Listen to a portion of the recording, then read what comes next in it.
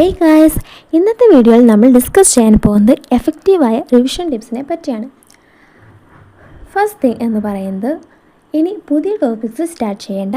ഇപ്പോൾ ടൈം വളരെ കുറവാണ്. സോ ഓൾറെഡി പഠിച്ചതാണ് ഫോക്കസ് ചെയ്യേണ്ടത്. ഇമ്പോർട്ടൻ്റ് ഹെഡിങ്സ്, കീവേഡ്സ്, ഫോർമുലാസ് ഇവ മാത്രം ഒന്ന് ക്വിക്കായി നോക്കിയാൽ മതി. പിന്നെ ബിഗ് പാരഗ്രാഫ്സ് വായിച്ച് സമയം കളയണ്ട. ഷോർട്ട് നോട്ട്സ് പ്രിപ്പയർ ചെയ്യുക. സ്മോൾ പോയിൻറ്റ്സായി റിവൈസ് ചെയ്യൂ. ഫ്ലാഷ് കാർഡ്സ് ഉണ്ടെങ്കിൽ യൂസ് ചെയ്യൂ, അല്ലെങ്കിൽ ക്വിക്ക് നോട്ട്സ് ഉണ്ടാക്കിയാൽ മതി. എക്സാം ടൈമിൽ ഇത് വളരെ ഈസി ആയിരിക്കും, റീകോൾ ചെയ്യാൻ വളരെ ഈസി ആയിരിക്കും. ഇത് നിങ്ങൾ പഠിച്ചതിനെ നിങ്ങൾ തന്നെ എക്സ്പ്ലെയിൻ ചെയ്യാൻ ട്രൈ ചെയ്യൂ. ഇത് വളരെ എഫക്റ്റീവാണ്. ഫ്രണ്ടിനോട് പറയുന്ന പോലെയോ അല്ലെങ്കിൽ കണ്ണാടിയുടെ മുന്നിൽ നിങ്ങൾ സംസാരിച്ചാലും മതി. ഇത് ചെയ്താൽ ഞാൻ ആക്ച്വലി മനസ്സിലാക്കി എന്ന കോൺഫിഡൻസ് വരും. പിന്നെ നോൺ സ്റ്റോപ്പായി പഠിക്കാൻ ശ്രമിക്കേണ്ട. 25 മിനിറ്റ്സ് ഫോക്കസ്, 5 മിനിറ്റ്സ് ബ്രേക്ക്, ഇങ്ങനെ പോകൂ.